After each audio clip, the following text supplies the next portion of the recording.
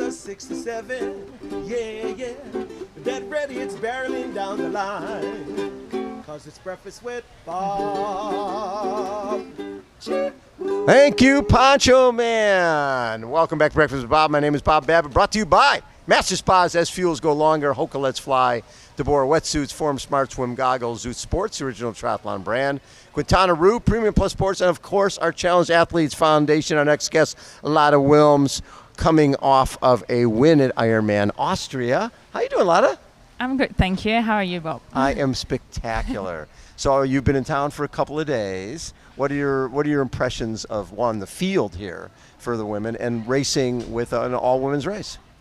Well, I believe definitely the best of the best athletes are here at the moment. So yeah, it's great to see this amazing start list, especially for women's sports. So yeah, it's impressive and excited to race and yeah, just battle it out on the course. And well, I think we have over 2,000 women racing here, which is a pretty big statement in itself. That's going to be awesome.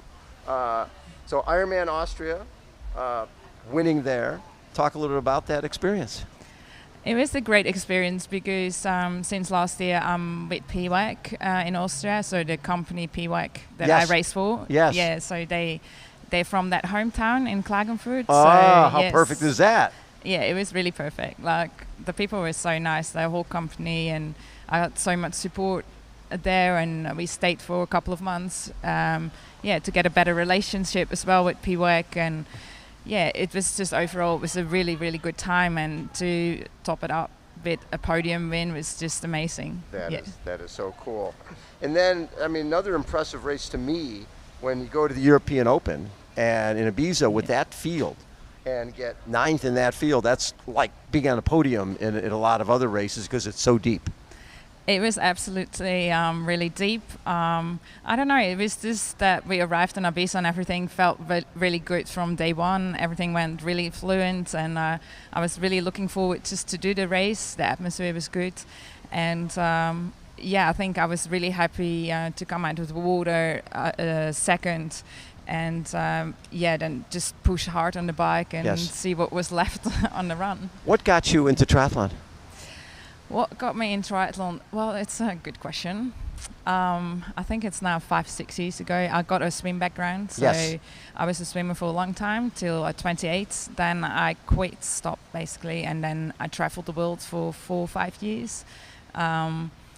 I finished my trip in Australia, in Sydney, and then I already started running just to keep my fitness up. And with traveling, you couldn't really find pools, so running was really common sense for me to do, and I really liked it. And then I was in Sydney, and I was like, why do I want to go back to an office job and sit inside? And what was your job? What were you doing? I was a HR manager advisor in the Netherlands back home, and I quit that job to travel. And I always thought that I would have an international job in Sydney on HR, but when I arrived in Sydney, I was like, the weather is so good, I want to be outdoors as much as I can. Right. So then I got myself a hospitality job that kept me inside at nighttime, but during the day I could just be outside and enjoy the environment and weather. And at one point some friends back home in the Netherlands, they said like, oh, you don't want to do some triathlons, because I did half marathons in Sydney, and I had a recent result. So so then one day I was like, okay, let's buy a bike and see how I go. See what happens. Yeah, and I think with the background of being a swimmer, and I always rode my bike 40 Ks a day. You were riding your bike 40 Ks a day anyways? Yes, in the Netherlands. So I was like, I give it a go, because I have some bike legs. I hope so. You were running already, and you're riding your bike, so it was a matter of, and you got the swim background. Yeah, so I was like, and then with the swimming, I felt like I never finished really my career on a really high. I tried to go to the Olympics in London for the relay, and that didn't happen. So I was like, well, maybe I can give it a go for the Olympics. This other sport? In another sport, and that was so triathlon. You originally started out thinking ITU and going to the Olympics? Yes. I was like, if I go back to sport, I want to do it just on a high level and good, and go for it like And all in. And so while you're doing that, when did you transition from that short distance to saying, I'm better at long? So I made the Olympic team. So I was kind of tick my box off, my dream box. And then it was like in the time that I started ITU races, a lot of people already said to me like, oh, you're a later age and you would do really well in a half Ironman or Ironman distance. Right. But I was like, oh, that's way too long for me. But then 2 years ago, because of the COVID and Olympics, I got stuck for a couple of months in Queensland. Yes. So that's a different state in Australia. So I had a lot of time and opportunities to train a little bit more, and then I decided to sign up for a 70.3 in Queensland, and that's how it started. And so, right away you had success. Yes, it was. I was there on my road bike, so it was really funny, to be honest. So you've been racing as a pro in this longer distance just for a couple of years. Yes, yeah. And I think we saw you for the first time at the Canadian Open last year, and that was 18th there.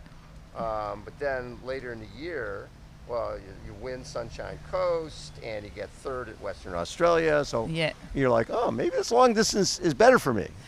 Yeah, no, the funny thing is when we spoke to each other when we were in Edmonton, I had my best and my worst race. I had really not a good result or not really what I was hoping for, but there I met my previous coach Renee, and he's from the PWAC team, and then we start talking and chatting, and then I saw like, oh, there's maybe more opportunities for me and for the future in triathlon. So then I got really excited. So that was like, it was a loss for the race, but it was also a win. A win at the same time, because you found your direction. Exactly, and we started off so good and so well when after Edmonton I think I had way better results, and we always said like we just try an Ironman to see how you feel in it. If it's the end of the season, it's you can do what you want to do. There's not much pressure on it. So we went to Busselton. Oh, so that was your first full Ironman. You got on the podium. And I got a podium, yes. Yeah, I know. It's like a dream career, yes. I love it. And then the cool part is you had a win again this year. You had a win at Challenge St. Polten. You've been on the podium a lot, and considering you've only been racing for a couple of years.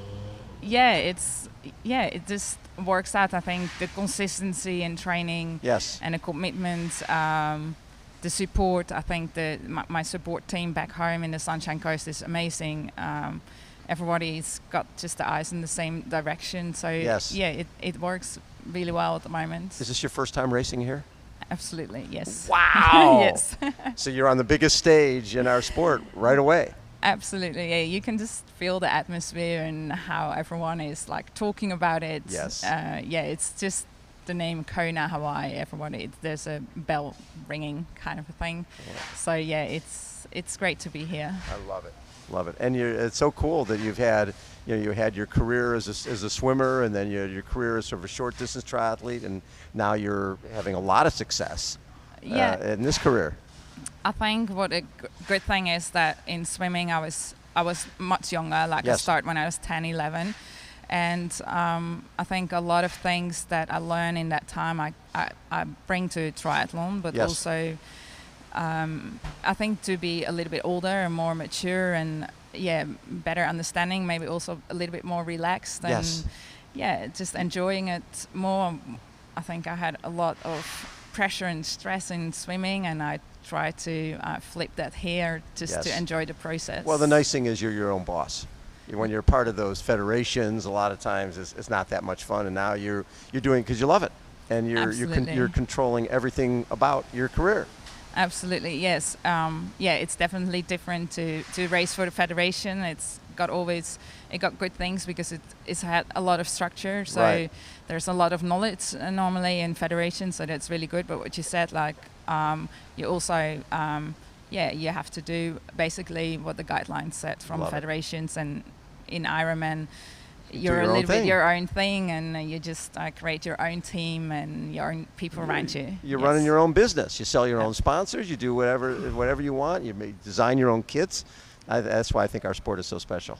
Absolutely, yeah. I think, and what I find it special is that there's so many age groupers. Like, there's not many sports in the world where you see pro and age groupers together, and I think it's such a good motivation for people, like, to do something, to get out of the door. I think a lot of people these days are also struggling with mental health or just with normal health Yes. things. And I think if you just have a goal in life, it doesn't matter if you're a pro or an age grouper. It's just fantastic. Makes you better. Makes you better in everything you do. Absolutely. I there's think there's something special about swim, bike, run. yeah, and especially I think to see so many women here is that it proves that we as women, we can also just get out of the door, set a goal and go for something, and we don't have to sit at home and see the world pass. Exactly. Yeah. Congratulations on everything you've done. Have a great time out there on Saturday. Thank you, Bob. No problem. Lotte Wilms has been our guest, everybody. Poncho Man, take us out.